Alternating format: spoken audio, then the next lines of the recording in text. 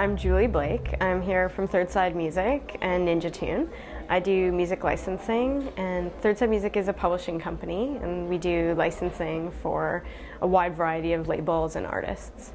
For video games? For TV, film, video games, and all kinds of projects. What importance does it have for a label or an artist to be able to think about licensing in video games?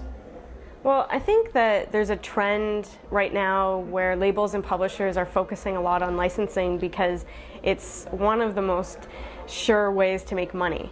And people aren't really buying records anymore. So I think that licensing for video games it's definitely very important, and people are starting to focus more and more on that. I spend my whole day working on music licensing, and that's split pretty much evenly between TV, film, and video game projects. So I work a 40-hour, or more reasonably, more like a 60-hour work week.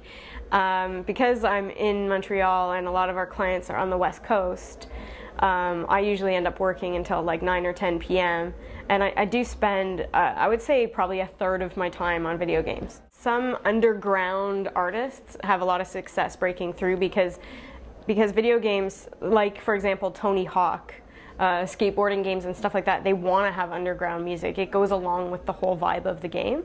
I think in general, larger labels with big brand names, like someone who has like Metallica, for example, they don't need to work as hard as someone who has an unknown independent artist because they have a name to help get them through the door.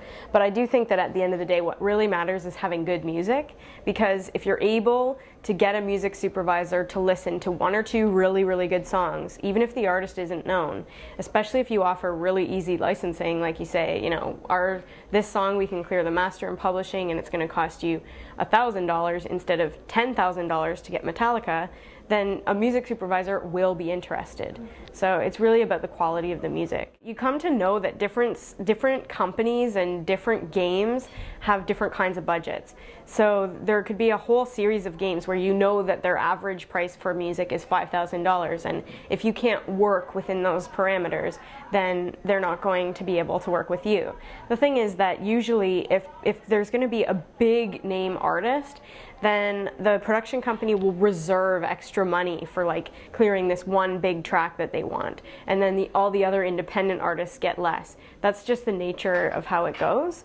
But it definitely is, we try to get the most money as possible, but I always say, what is your budget? And then I try to determine a price that's fair based on the budget of each individual project. At the moment, I just returned from the Game Developers Conference in San Francisco, and at the moment there seems to be a lot of energy surrounding iPhone applications because it's it has opened up a whole new market, and it's reaching the whole iTunes iPhone generation, which is a lot of people. And I think everyone has accepted that the iPhone, the Apple brand, is hitting a very important target demographic. Like for example, Feist on an iPod commercial, like this has had a huge impact on her career. So I think that the ability to reach people through new iPhone games and applications seems to be an area that is very up and coming, and an area that people are very excited about.